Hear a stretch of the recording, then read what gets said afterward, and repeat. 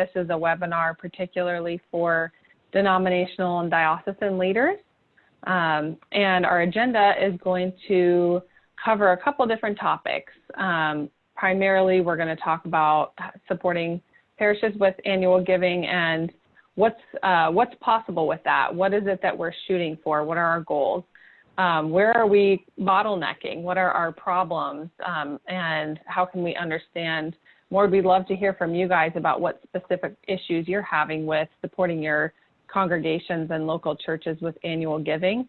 We're going to talk about what we think, what we've seen over the years parishes and churches need from diocesan and denominational leaders, and then also what can we do to be the most helpful in an efficient way to the variety of folks who are looking for, asking for, and needing help from church leaders. So that's kind of an overview of what we're going to be talking about today.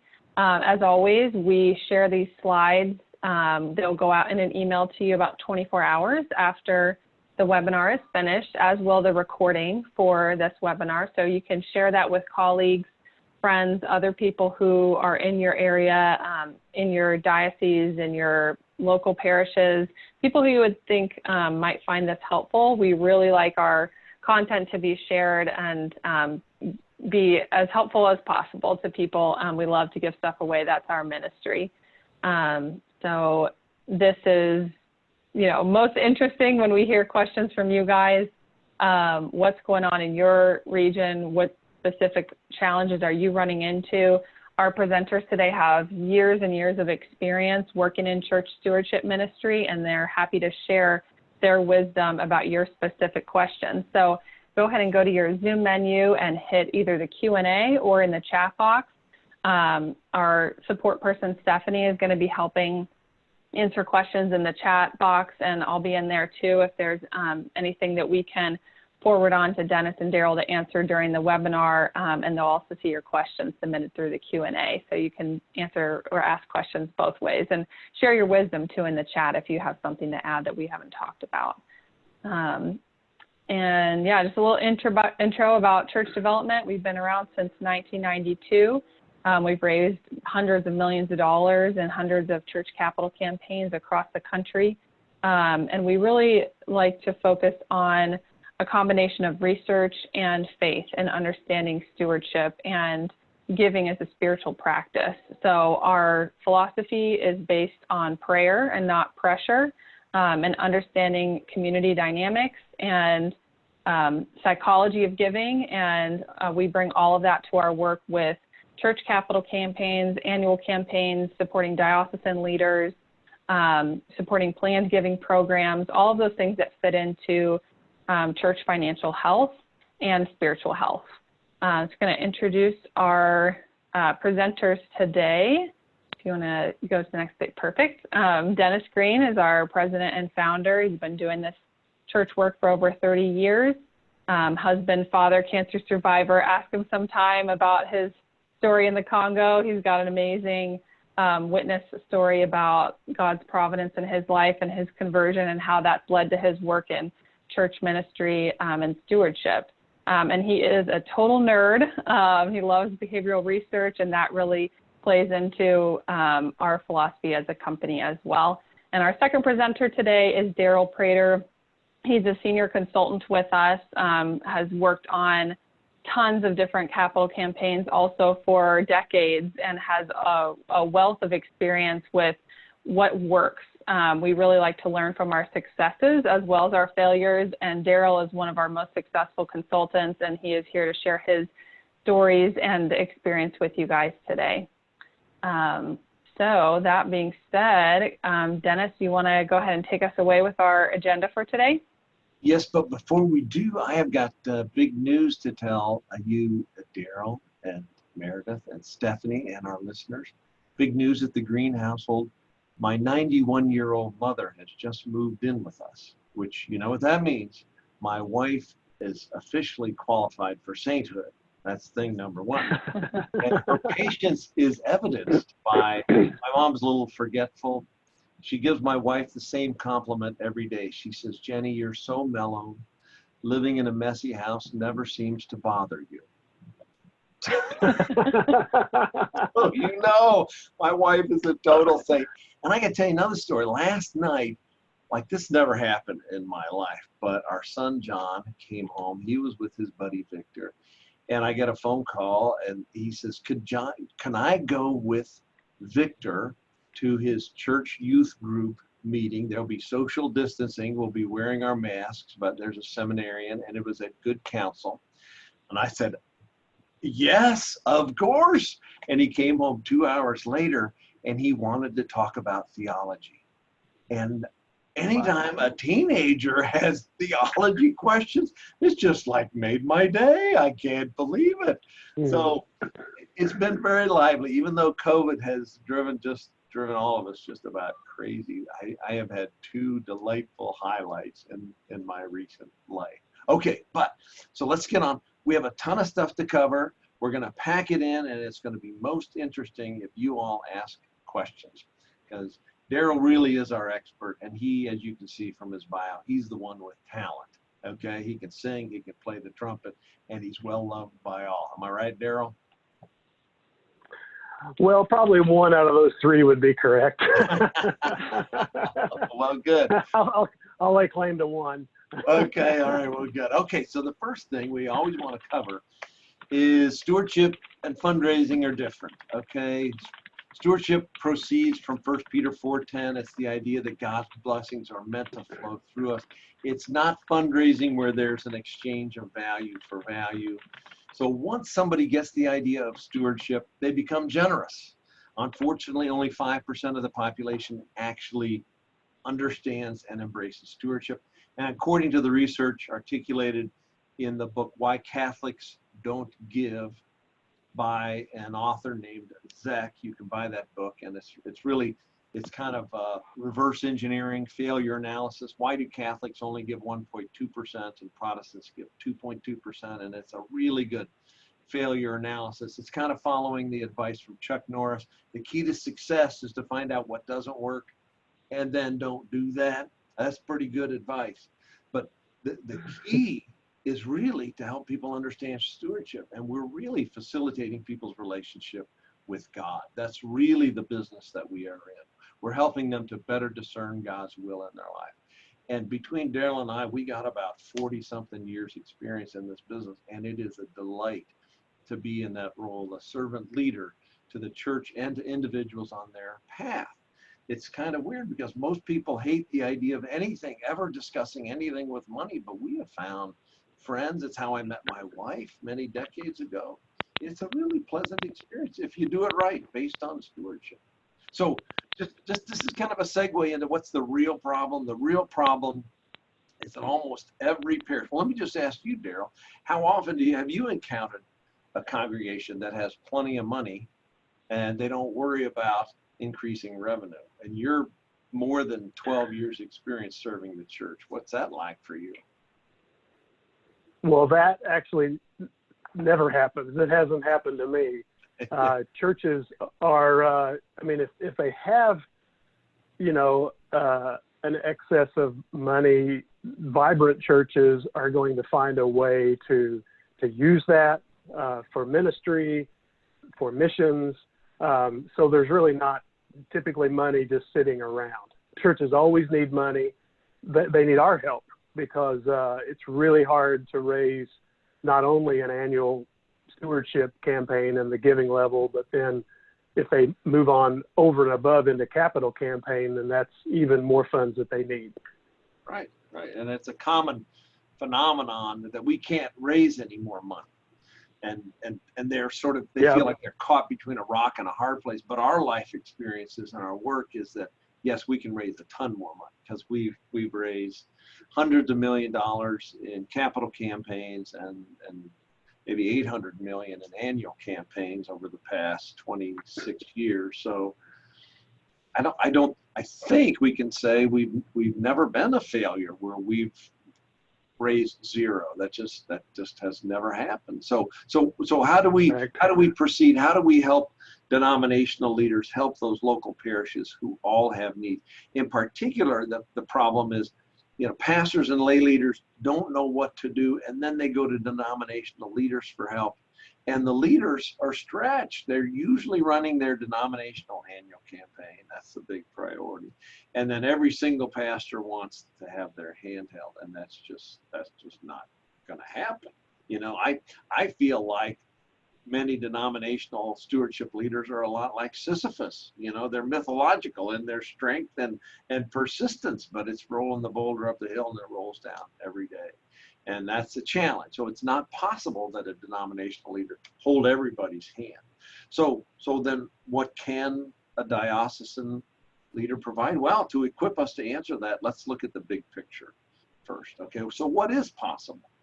So our experience, having helped hundreds of churches, we feel like a 10% increase in regular giving is not just possible, but it is highly probable. And on top of that, what normally happens is an increase in denominational giving as well. Daryl, can I ask you to brag for a minute about St. Margaret's? You just finished a capital campaign and annual and diocesan campaign all at once, am I right? That's right. And they did great, really, in all three of those asks, but specifically on our topic of annual stewardship, they increased over 30% from what they had done before. Now, this is a church that has had steady annual stewardship campaigns each year, and they've done a good job. They've learned from their own mistakes, but the idea of combining the research that we have learned and adopted as our main objectives in annual stewardship, combined with biblical principles, really just made it happen for them recently in their annual stewardship campaign. One of the key highlights is that there was lots of opportunities for parishioners to give input, all the way from a feasibility study that asked questions before the annual stewardship campaign and capital campaign.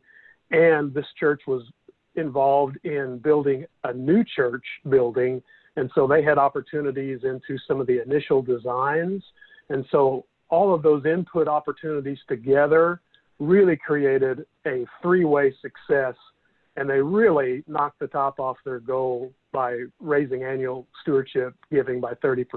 And they were just elated by that. And they communicated that to the parish, and that energy just really permeated through the parish in the coming days. So it's neat to go back there and sense the energy from their work and our help as consultants. That's cool. So bottom line is number 4 on this slide. Members were more engaged, right? Dennis, Yes, can I they throw you were. a question? Please do. What % of churches do an annual campaign? Oh, well, that's a really good question. Statistically, only half. Isn't that interesting? In the book Giving Matters, they identify by denomination what percentage of congregations do an annual campaign. And they go even further and they will say, by denomination, what is the increase in giving when you do your first annual campaign? It's phenomenal, the leap in giving. So we have an apples to apples comparison about what happens when a church decides to embrace stewardship and to do an annual stewardship campaign. Giving goes up dramatically. Now, I want to be clear to point out that the case study that Daryl just talked about, that was not their first annual campaign. They had many previous campaigns. But because of item 4 on this slide, members being more engaged, annual giving grew dramatically. And do you remember, Daryl, what was the percentage that they went over the goal in their denominational campaign? So it was really 3 pledges at one time, right? The capital campaign, the annual campaign, and the denomination. Right. They went over their denominational goal of about 24-25%. Right.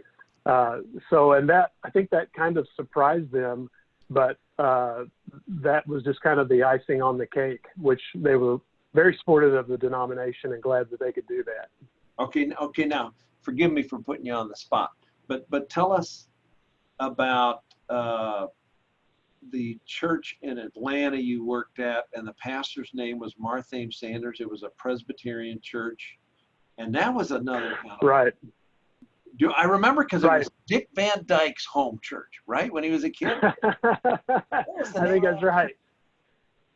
Oglethorpe Presbyterian Church. That's it. Now you had a home run there too, didn't you?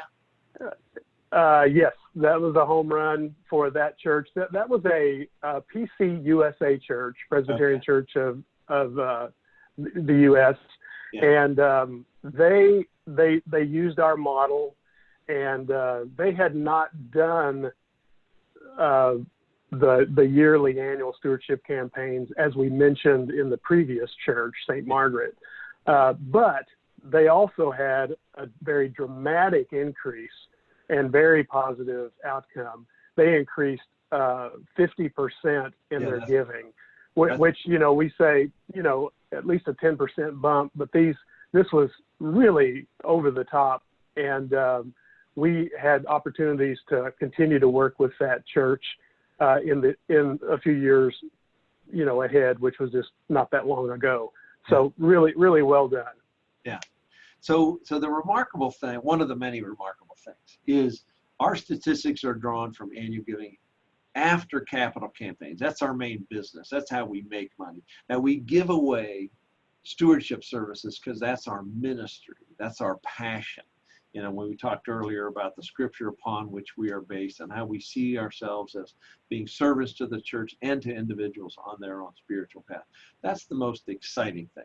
But church capital campaigns, that becomes our testing ground where we experiment and we draw from fields like behavioral economics. We take everything we can from the secular world and bring it to the church world to increase their efficiency. Now this next slide is about what do local parishes need in order to be a success, given that half don't do an annual campaign. So that when church development works with somebody in that 3-year follow-up period after the church capital campaign, we think they need these 3 things.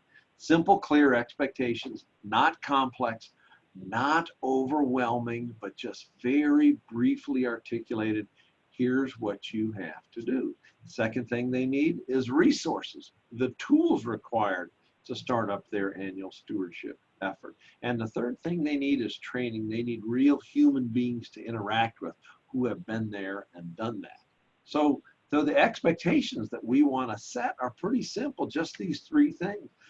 Please have somebody in charge, have a committee, and it cannot be the finance committee, and it cannot only meet right before the annual pledge Sunday. It has to be a different kind of person. A finance committee should be loaded with CPAs and bookkeepers and accounting people, and a stewardship committee should be loaded with the opposite personality type, the extroverted marketing types. That's who's best on a stewardship committee. So in your experience, Daryl, what % of the churches that you have worked with have had a stewardship committee that meets monthly, year-round? That's not the finance committee. That has a year-round calendar of activities. Out of the 60 or 80 churches you've worked with, what % have such a committee? I would say about 20%, and then probably about half of the churches have a combined stewardship and finance committee, which you pointed out the pitfalls. Yeah. And then there's about half of the churches that just don't have a stewardship committee, and we often will initiate that in our work with them. And of course, keeping it separate from finance, because as you said, Dennis, the finance part of that committee dominates, and you do very little with stewardship. Yeah. So right away, you all know that it is a rarity to have a committee that is in charge, that meets year-round, that has a year-round set of activities, which means more than just the annual campaign. The second expectation is that this committee be in charge of stewardship education. We want that to happen year-round, not just the Sunday before the annual campaign. It's got to be year-round. It's got to be organic. It's got to be part of the culture of the church. And when it does, giving flourishes. We have a 20-year longitudinal study from 100 churches in Wichita, Kansas, that did stewardship education on a monthly basis regularly Giving as a percentage of per capita income doubled. Okay, that's an apples to apples comparison. It doubled just based on stewardship education. So this is the second expectation that we want to be very firm and clear about. We expect you to do stewardship education. And then the third one, of course, is we expect you to do an annual campaign. Now, going beyond that, after you have a couple of years of successful stewardship activities going on in your congregation, then you can introduce these advanced expectations. Our research says that you can do really 4 hard cash asks every year. You could do a year-end ask. A lot of times we get 10% when we do a good year-end ask the last month of the year. You know, just like in retail, sometimes some retail stores experience half of all sales in the month of December. We experience the same kind of a bump. You can do a capital ask every year, whether it's potholes or a new organ or piano or windows or bus. You can do one every year. Since we're in the business of church capital campaigns, we think you can do a church capital campaign every 5 years with no downside. At my church, we did 4 capital campaigns in a row, and we still had annual giving increase. If you have a need and people are involved and they embrace it, you can do something like that. But engagement, as Daryl pointed out earlier, really is the key. F, the emergency ask, you can do one of those per year. And the joke around our office is, of course, you got to plan your emergency out well in advance. Now, that being said, Daryl, you had an unusual ask. It was a fiscal year-end ask, right? And it was, hey, we're worried about COVID. And am I right that this was Our Lady of Lourdes in Atlanta? That's right. Yep. And we are continuing our work with that church. But we recognized that we needed to make this fiscal year, end of the year ask. So this was an ask early part of June because their fiscal year ended at the end of June. Did some targeted letters with some research from their financial person in the church. And then it was very specific, very concrete, make sure that people knew exactly what we were asking. And then there was a follow-up video that just sort of hit the highlights, but it was very heartfelt from Father Jeffrey Ott, the pastor of that church. And we had really a great response. To date, we've received about $200,000. Wow. And their annual giving is somewhere around 800,000 to a million. So they received 20+% just in this year-end ask. Yeah, that's that was very thoughtful, and it was very well done. Yeah, but it really yielded some good giving. Now, admittedly, the pastor has this very dynamic, warm, friendly, inviting personality that kind of tough to replicate. But I think everybody could replicate those activities. Have an ask with a need and let people know, you know, it has an urgent quality to it. So the last ask you can do is one I'm very passionate about, planned giving. I have got a great deal of education in perhaps the most boring subject on the planet. My wife reminds me, she says, Dennis, you can go 0 to boring in 2.7 seconds. You're like a race car of boring sometimes. I say, and I'll take that as a compliment, my dear, thank you. But that everyone should be remembering the church and their estate plans. All they need to do is to be asked. So if you want to start a planned giving effort in your church, give me a call or send me a note. I've written a book about it, and I will give it to you. Again, based on the Chuck Norris experience, I mean, we failed at virtually everything trying to stimulate planned giving. We found one thing that works, and I hesitate to use the word magic, but it's so incredibly efficient. It's mind-boggling. We usually raise as much in our planned giving efforts as we raised in the capital campaign that preceded it.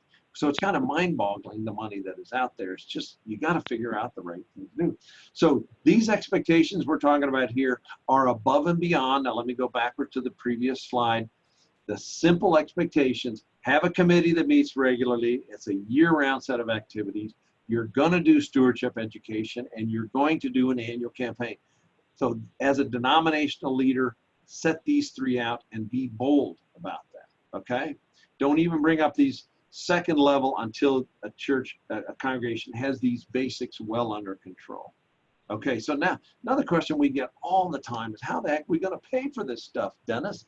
Well, the International Catholic Stewardship Council, that's ICSC, TENS, the Episcopal Network for Stewardship.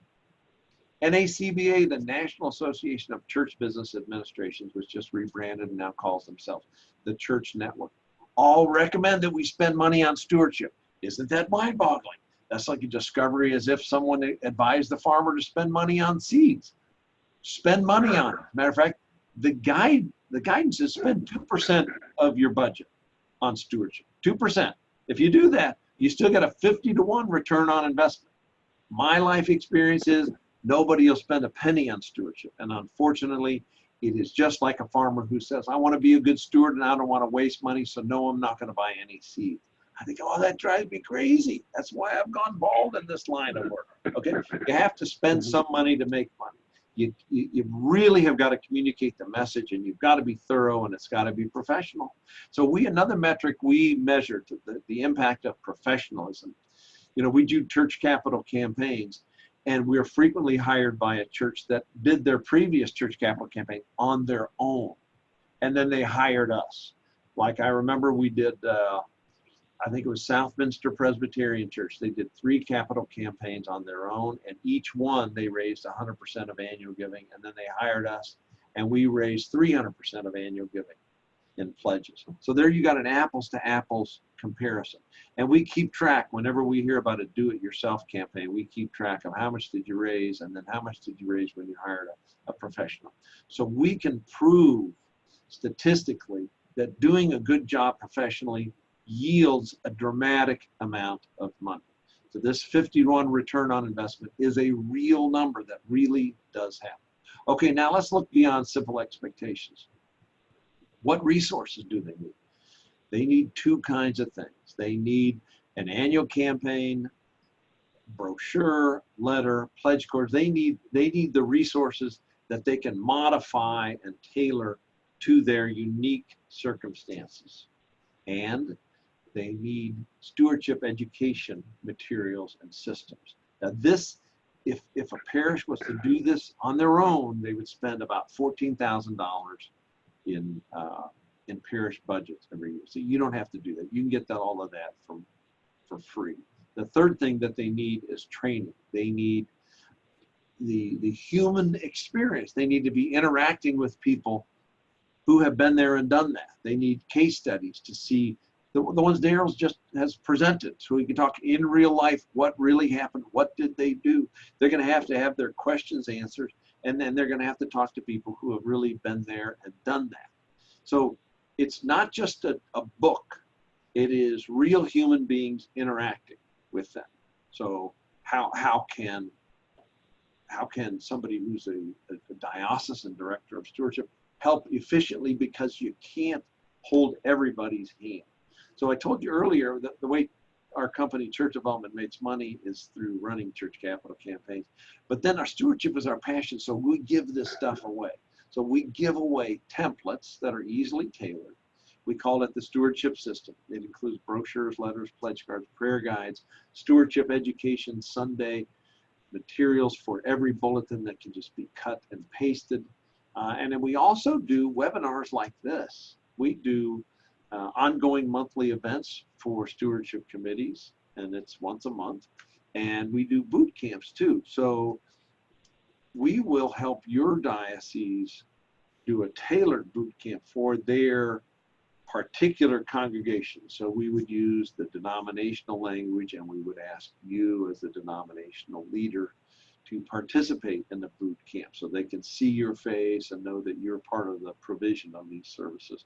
So I remember when we were doing this for a diocese in Colorado, it was kind of like the diocesan director of stewardship was like a talk show host, just interviewing us and sharing these materials, which were very well received. All right, now my little screen is blinking. That question. I have a question for you or Daryl, based on all of your years of experience, kind of to flip this on the other side of the success stories. For those churches who maybe don't have all this giving and engagement, what percent would you say have suffered, maybe even significantly, through not having a capital campaign, not being actively engaged in a stewardship program? Well, that's a really good question. So they do suffer when they do not address stewardship directly. So that's a lifelong lesson in my personal life. And my teacher was a gentleman in the Eastern Congo, and it was the July of 1979. It's right after college. I got a job working for the American Embassy in Zaire. And over the summer, we took a trip out to the eastern part of the Congo to see silverback gorillas. And we spent 3 days hiking through a swamp. And we finally found them, and our guide started cutting down a tree that held a little baby gorilla in it. And my friend Basil, who could speak Swahili, he says, "What are you doing? This is a bad idea." And our guide says, "This will bring the Father to us." And I say to Basil, "I think that might be a bad idea." And sure enough, the silverback gorilla hears the baby crying, beats his chest, and comes running at us. And we're in a swamp, about 20 feet into a swamp, and he stops on the edge of the swamp, and he opens his mouth so big you could imagine him chomping my entire head in it. He's screaming, he's flexing his, and I turn to run into the swamp. And the pygmy grabs my arm, and he says something in his language, and Basil, my friend, interprets it. And it's the life lesson that sticks with me today. He says, "You must turn and face that which you fear, because it can outrun you." That's really profound. And besides that, I don't think I could run through a swamp. So I like the guide suggested I stood my ground, and I did face what I fear. And after a couple minutes, the silverback let all his hair out and turned to walk away. And as he turned to walk away, he kind of did the look back. And it was as he was saying non-verbally, "You get my message there, boys?" Which of course we did. We were scared out of our mind. But to turn and face that which gives us anxiety is extraordinarily important. So in the book, Why Catholics Don't Give, the factor of our hesitation to directly address giving as part of our spiritual path is a big mistake. Those parishes, pastors, congregations, denominations that just hit it head on, man, do they do better. Now, if you look at this slide on the right, one of these documents is a prayer guide. And in that prayer guide, we take it on directly. We say, Commitment Sunday's coming up in a couple weeks or a month. Please pray your way through. Please discern God's will in your life. But what amount you might consider giving to support your church's annual operations every year. So just hit it head on. If they do the prayer and they discernment and it comes out, well, they shouldn't give anything, well, that's fine. Because congruence with God's will really is the thing, isn't it? Seeking God's will is really what we want. We want people to lead their lives in that way. So this prayer guide, it's it head on, it asks the question, and it does not, there's no pressure return. It's not give or go to hell. It doesn't say, give me $10,000. It doesn't do anything. It just seek to discern God's will in your life. So all of our templates, the brochures, letters, pledge cards, prayer guides, and even our stewardship education Sunday bulletin inserts they all rotate around that idea of prayer and discernment. That makes life much more fun and more interesting. Daryl, would you agree? Am I on the right track? Absolutely. Yeah, I agree with everything you said. I think it goes back that prayer is the center of it, and often there's a fear among pastors about that. Talking about money and treasure is a little bit of a difficult subject. But when you approach it through gathering input from the congregants, you engage the congregants like on a prayer team, and also in this prayer guide and other ways that we've developed through the years. And then you have a very clear and concise prayerful ask. It's not a hard sell, but it's a very intentional, and it's very specific in what we're asking the congregants, parishioners to do. that the church really embraces it, and it gets away from this fear. But it is all really based under the umbrella of prayer. And so if you can just kind of imagine that model, it really works. Yeah, that's been my experience. If you base your ask in prayer, you're deliberate, you're direct, you're not skirting around it. You don't say, hey, please give. You say, please pray your way through it. So when I go to ask for $1 million gift from a $1 million donor, those are the same words that I use when I ask everybody else in the whole congregation. Please pray your way through. Please discern God's will in your life. Now, I had another question that popped up about how much does a capital campaign hurt your annual giving? I think that's a really good question. I live in morbid fear that a capital campaign might put a dent in annual giving, because the annual giving is the lifeblood of the church. Believe it or not only does it have a zero negative effect, it actually has a plus 10% positive impact. That would be our norm. That's why we were kicking around 10% earlier. It is normal that annual giving goes up by 10% in the year after the church capital campaign commitment Sunday. That's our norm. And as Daryl has told you about, a lot of the times it's much better than 10%. So our expectation is it's going to be a minimum of 10%. All right, so I've got another. Go ahead. Sorry, there's just a couple of specific churches that we've just worked with just in the last few months. Christ Church Anglican in Overland Park, Kansas. They did a capital campaign, and they successfully surpassed their 10% bump in their annual campaign.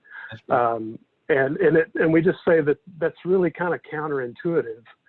Because we think the capital would suffer. We've already talked about St. Margaret, but also a Presbyterian church in the mountains near Winter Park, Colorado. I just talked with a layperson there 2 days ago, and he said, we were a little skeptical, but after the capital campaign, we did get a 10% bump in annual giving. You guys were right. So we're not 100% right, but we're there all the time because we learn from our mistakes. We learn what not to do, and then we don't do it, like Dennis said. Right. As Chuck Norris once said, the great theologian, Chuck Norris. Okay, so now let's shift now to Zoom training. Okay, so this is a Zoom presentation. With the COVID has ruined all of our lives, but one way that it has improved it is that people are open and willing to participate in Zoom training. So we offer 2B on your screen, ongoing monthly events for stewardship committees. And they're going to be about 45 minutes, and it's going to have a handout and a worksheet that committees can work their way through. Our next one is coming up at the end of August. I think we got a slide here, but I think it's August 26th, and it's all about a committee getting ready for their annual fall stewardship campaign.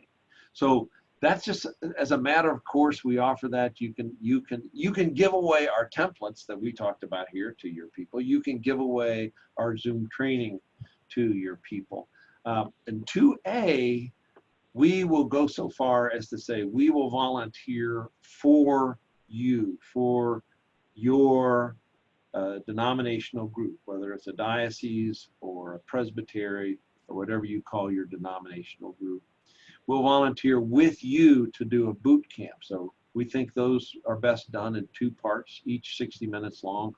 One to present the material and get them up and going, and then a second one maybe a month later to just check in and say, how are you doing with your committee, your training, your materials, your templates, your year-round campaign calendar. We think those 2 parts. So we'll volunteer for you. If you want us to do it for you, you can give me a call or an email. I'll give you phone numbers of diocesan folks that we have done this with to see how they like it and how it worked out for them. Generally, it works out pretty good. We think it's the most fun part of our job because we get to be creative and it's a blast. You can give away, I'll send you the slides I think we do it automatically. Meredith, do we automatically send out this slideshow to everybody? Yes, this presentation slideshow will go out in an email about 24 hours from now, and it will have everything in here, including the links to get to our annual campaign kit, which is available on our website, or you could go to our website after we're done here. It's the resources tab, and there is an option there to click to download our annual campaign kit. The one that's on the website is Hope Grows Here. We do have another one on there, and I believe we're going to be publishing a third one this year for a different theme for folks who have already used the kits that are up there. And those come with everything that you need for your annual campaign, including, I think there's 3 newsletters in there. There's a prayer card, there's a prayer guide, there's a pledge card, there's a brochure for the campaign. And all of those are editable on a software that we use called Canva. You can get an account on there for free. And so here's the link to download that kit. And also one of our staff people presented a training video on how to use those templates to get in there, edit them, add photos from your community to make it more personal and relevant to your specific ministries that you're doing and the goals that you'd like to set for the next year. So all of those will be available, sent out to you in the slideshow presentation that will be emailed, that is going to be sent in about 24 hours, with also the link to this webinar if you'd like to watch it again or send it on to somebody who might find it helpful as well. So there's lots of free resources and guides to forward on to parishes or congregations in your denominational area and your diocese. And we welcome you sharing that for free. Get on there, download it yourself, send them a link, however you think it would be best for them to get access to those resources that we spent, a lot of time using our wisdom to prepare something that was easy to access for folks. So share away. Okay. All right. I've got another question. And you mentioned, but let's call. Are there other questions? We only got a couple more minutes left that we're planning to go, but the floor is open for questions. I just had one sent to me, and that is, can you actually do an annual campaign via Zoom during this time of COVID? And the answer is yes. And I would cite Daryl's experience at Our Lady of Lourdes as an example.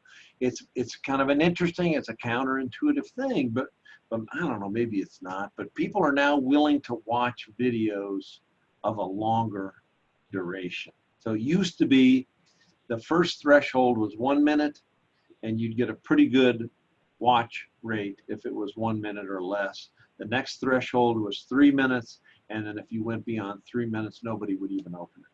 Well, now we're actually encouraging pastors to do a weekly video presentation of 10 minutes, and people are watching them. Lots of people watch them. And I think that's because we're all trapped at home and we're desperate for content, and we tend to like our pastors. So the door is open for longer videos. So you can do Zoom meetings. I can't tell you how many Zoom meetings I've been in with committees and getting organized for stewardship efforts.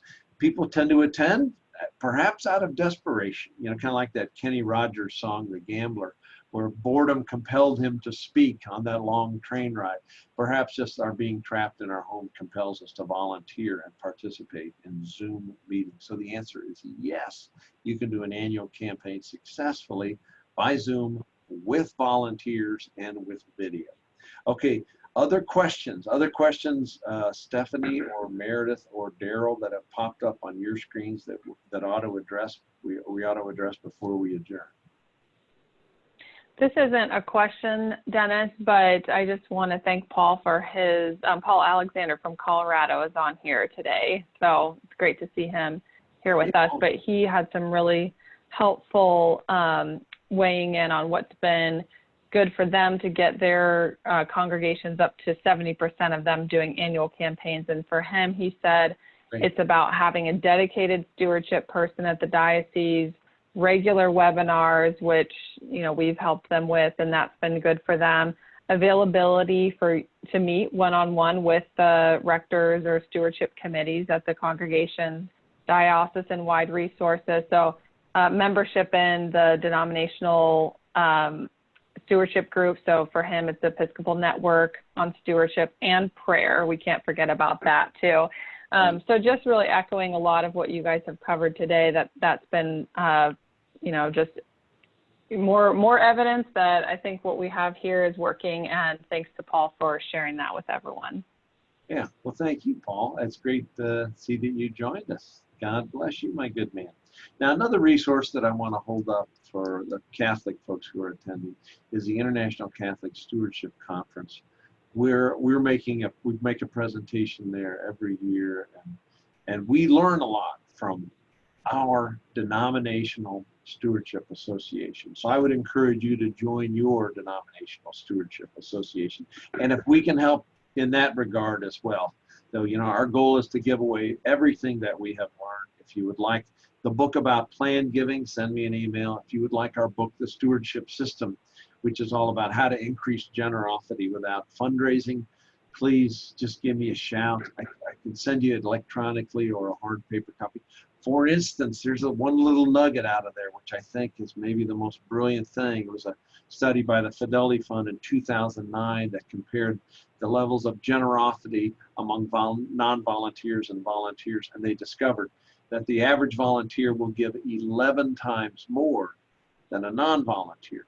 So if that's all you knew about generosity, the next thing that you would do is figure out a way to create many volunteer opportunities that were easy and fun and perhaps just one and done. The episodic volunteer opportunity counts. That is the single best way to stimulate generosity.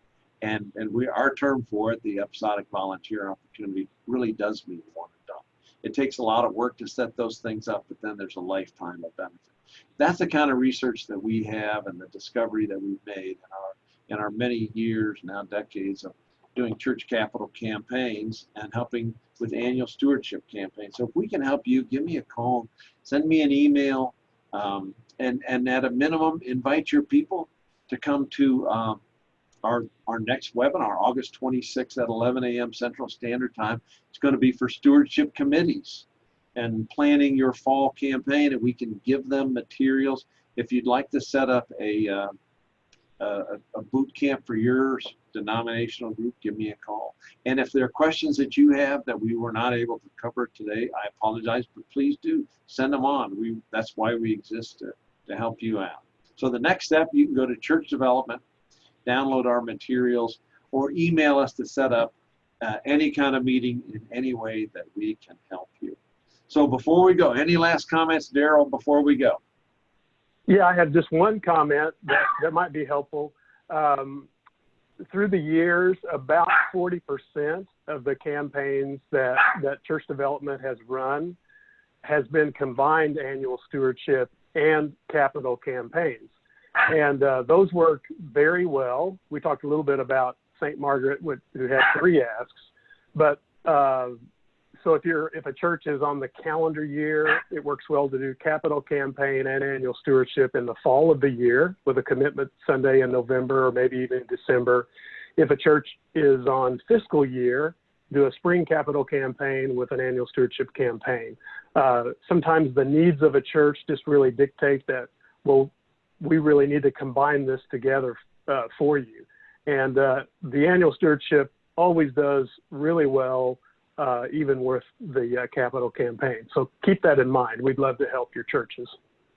All right, great. All right, Meredith or Stephanie, are we missing anything? I don't think so. Thanks, everybody, for joining us. All right, great. Well, thank you, everybody, for joining. Thank you. Look forward to seeing you at our next webinar. If we can help in between, please don't hesitate to give us a shout. Thank you very much, you all. Goodbye. Go forth and God bless. Bye-bye.